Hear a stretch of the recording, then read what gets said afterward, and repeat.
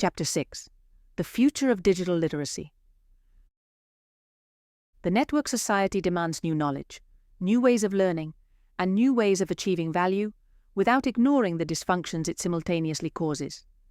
The new literacy required by the network society rests on three pillars: knowledge of technologies, networked learning, and the acquisition of new e-skills. Networked learning proposes an integrative model of learning based on e-learning, virtual communities, and knowledge management. The network society opens up new opportunities for each group and contributes to equality and equity. What do we have to learn? What do we have to become literate in to be prepared for this network society? We are talking about three pillars that must underpin change. A. Knowing the technologies. B. Changing our networked learning paradigm is a revolution in itself, which includes e-learning, learning communities, knowledge management, etc. C. Focus on e-skills, which are different for each circumstance, person, and group. The future of digital literacy is marked by the growing importance of technological skills in all aspects of life. As technology advances, digital literacy will not only focus on the basic use of devices, but also on skills such as cybersecurity, critical thinking in evaluating online information, and the ability to adapt to new digital tools. Formal and non-formal education will be geared towards digital inclusion, ensuring that all people can fully participate in a digitized society. In addition, artificial intelligence and augmented reality are transforming how teaching and learning takes place, making digital literacy more interactive and accessible globally. In the future, digital literacy will involve not only the ability to use digital tools, but also competence in areas such as online security, data privacy, critical thinking in evaluating information and creating digital content. Artificial intelligence, augmented reality, virtual reality, and other technologies that are already making inroads in different fields will require people to develop new digital skills and competences to keep up with and take advantage of the opportunities these technologies offer. Never has it been more real than now, when artificial intelligence is developing at the speed of light. If we do not learn to integrate it into our learning processes or professional performance, we will be left out of the game altogether. On a personal level, digital literacy enables people to better manage their lives, from communication and social relationships to managing finances and healthcare. The ability to access and critically evaluate information will be crucial for making informed decisions in areas such as health, children's education, and participation in society. We can already see that older people who remain at the margins of digitalization have difficulties in carrying out simple processes, such as using the bank teller to make a bank transfer, accessing digital banking, or filling in forms and administrative applications online. This digital divide widens and deepens for people and children from poorer families who do not have a computer or internet access and are left behind in the race towards digitalization. The most important challenge we face, therefore, is the lack of accessibility to the internet and technology for people living in poverty, which represents a significant risk of falling behind in developing digital skills. Despite technological progress, significant disparities in internet and technology access persist between urban and rural regions, as well as between developed and developing countries. This digital divide limits equitable access to educational and economic opportunities, exacerbating existing inequalities. In rural areas and developing countries, internet infrastructure is often poor or non-existent, preventing millions of people from accessing the resources and benefits of digital connectivity. Lack of internet access in these contexts means that many people are unable to take advantage of the online educational tools and platforms that are increasingly essential for lifelong learning. Without access to these opportunities, learners and professionals in these areas are at a significant disadvantage, unable to compete on a level playing field with those who have access to technology and information. This perpetuates a cycle of poverty and exclusion, where marginalized communities are left behind while the rest of the world moves ahead. Lack of access to technology and the internet also limits economic opportunities for people living in poverty. In an increasingly digital world, many forms of employment and business depend on the ability to connect and operate online. Without access to the internet, people cannot participate in the digital economy, whether through remote jobs, e-commerce, or access to global markets. nor can they benefit from today's proliferating online job search platforms. All this restricts their possibilities to improve their economic situation and lift themselves out of poverty. Migrants who are forced to migrate from war contexts, situations of persecution, or situations of devastation due to natural disasters, etc., usually come from developing societies that may not be digitally literate. This means that when they arrive in the host country, they may be highly excluded, may not have the means to access the internet, etc. For this reason, one of the most promising aspects of digital literacy is its potential to help people at risk of exclusion or in marginalized contexts. These skills can empower individuals and communities by providing access to opportunities for education, employment, and social participation that might otherwise be out of reach. Digital literacy can provide people at risk of exclusion with access to free, good-quality online education and training programs, enabling them to acquire new skills and qualifications without the geographical or economic barriers that can limit traditional education. This is especially important in rural areas or disadvantaged communities. In addition, digital literacy can foster social inclusion by providing tools for communication and participation in community life. Social networks, online forums, and other digital platforms can help people connect with others, build support networks, and actively participate in society. We need to understand that digital literacy, in today's age of rapid and constant technological advances, encompasses much more than simply knowing how to use devices and applications. It refers to people's ability to understand, evaluate, and critically and effectively use digital technology in various spheres of personal, academic, and professional life. It gives access to a universe of possibilities and enables people to realize their full potential. It gives us critical tools and competencies to navigate an ever-evolving and expanding digital world. Overcoming challenges and harnessing emerging trends in digital literacy is essential to promote inclusion, equity, and personal and professional development in contemporary society. The future of digital literacy for long-term migrants and refugees will focus on helping to bridge the digital divide and ensuring that these populations can actively participate in an increasingly digitized society without being left out of this increasingly essential digital sphere in our lives.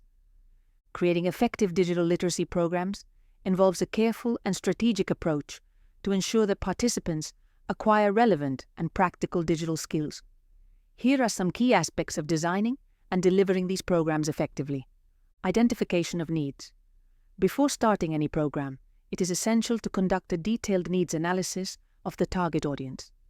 This involves understanding what digital skills they currently possess and what they need to learn in order to participate effectively in the modern digital society.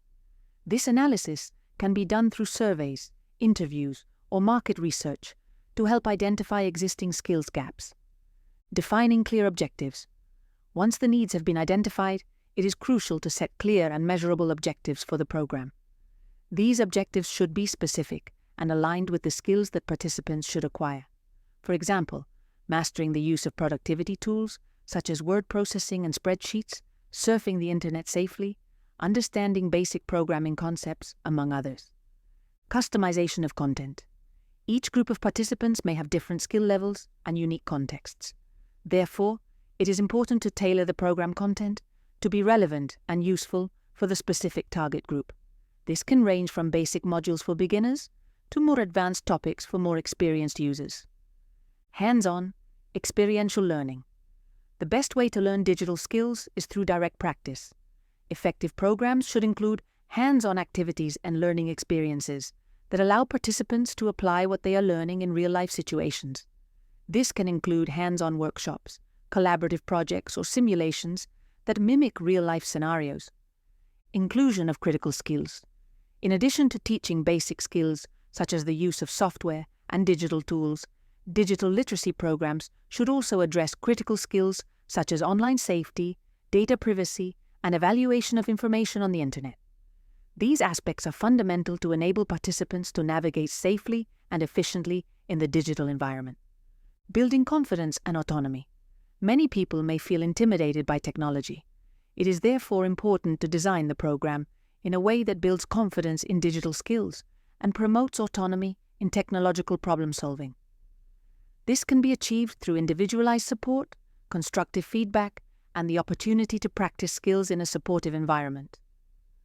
Accessibility and equity. Programs should be accessible to all, regardless of their level of prior digital skills, language needs, or any possible physical limitations. This may involve adapting learning materials, providing accessible technology, and taking into account different learning styles. Continuous evaluation and improvement. To ensure the effectiveness of the program, it is important to continuously evaluate the results and collect feedback from participants. This allows you to identify areas for improvement and adjust the program as necessary to ensure that it continues to meet your objectives and requirements. Collaboration and resource sharing. Working in collaboration with local partners, community organizations, and technology experts can significantly enrich the content and resources available for digital literacy programs. This not only expands learning opportunities, but also strengthens support networks for participants. Active promotion and participation. Finally, for a program to be effective, it is crucial to actively promote it to the target audience and motivate participation. This can include awareness-raising campaigns, launch events, testimonials from past participants, and clear communication about the benefits and value of the program. Toolkit 18. Ready for the digital future. Developing e-skills for the networked society. Title of the activity. Prepared for the digital future.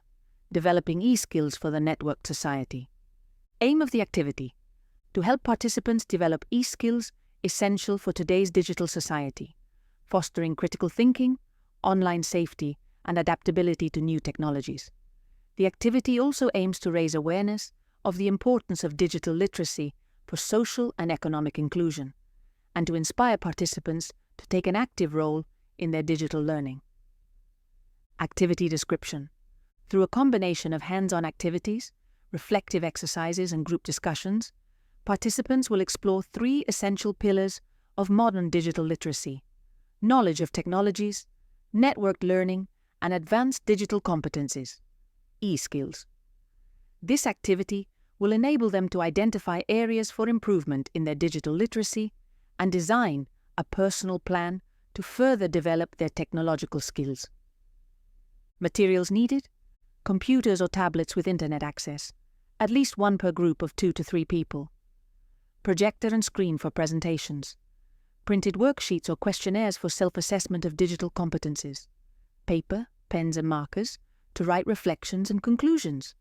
Flipcharts or flipcharts to record the main points of the discussions. Duration of activity: 90 to 120 minutes. Group size: 10 to 20 participants, divided into small groups of 2 to 3 people for group activities. Step-by-step instructions. Introduction: 10 minutes.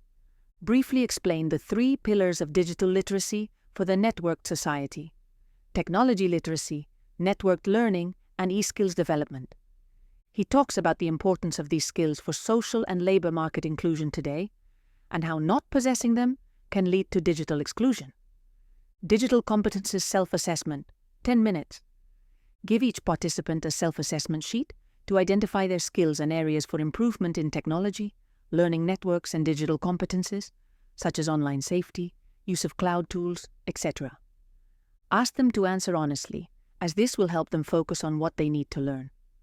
Exploring digital tools: 30 minutes. Divide participants into small groups and assign them to explore a digital tool or platform useful for digital literacy, such as an e-learning platform, e.g. Coursera or Khan Academy, a professional social network, LinkedIn, or an online collaboration tool, Google Drive. Each group should test the tool, explore its features, and analyze how it could help in the development of their digital competencies. At the end, each group should present their tool and explain how it can benefit them and others in the group. Debate on cybersecurity and critical thinking, 20 minutes. Facilitate a brief discussion on digital security and the importance of developing critical thinking to evaluate online information. It raises questions such as: why is it important to protect our data online? How can we identify fake news or misleading information on the internet? What security measures should we apply to our personal accounts? Write down the most important points of the discussion on a blackboard or flip chart so that all participants can see them. Creation of a personal e-skills plan, 20 minutes. Ask participants to think about their short and long-term digital learning goals, based on the initial self-assessment and the information shared in the workshop. Each participant should write a personal plan with at least 3 concrete goals to improve their digital skills, e.g., learn how to use a new tool, improve their password security, or participate in an online course. Invite some participants to share their plans to inspire others. Closing and final reflection, 10 minutes. Reflect with participants on the importance of continuing to develop their digital skills and adapting to new technologies to take advantage of the opportunities offered by the digital society. It stresses that digital literacy is a continuous process, and that by learning and adapting, they can improve their participation in society and the labor market. Reflection and closure. Ask questions such as, what new digital skills do you think will be most important for the future? How can you continue your digital learning outside the workshop? How can you help others in your community improve their digital literacy? Evaluation method, personal progress evaluation. Conduct a follow-up session after 1 to 2 months to assess the progress of each participant in their personal e-skills plan. Ask about the achievements and challenges they have encountered in implementing their objectives and offer additional support or resources as needed. Activity variants, expert session. Invite a cybersecurity or social media management professional to talk about emerging digital trends and risks. Online collaborative project. Create a collaborative project that participants can carry out as a team through an online platform, such as Google Docs, to apply their new skills in a real-world context. Tips for the facilitator. Make sure participants understand technical terms and use simple examples to explain concepts such as cybersecurity or digital critical thinking. It offers individual support to those who may have less technological experience, ensuring that all participants progress at the same pace. It fosters an inclusive environment where participants feel comfortable sharing their experiences and personal goals. Additional notes. It is important to remember that the development of e-skills not only involves the use of digital tools, but also the creation of safe and critical habits in the digital environment. This activity can be adapted for different age groups and levels of experience, adjusting the tools and examples according to the profile of the participants.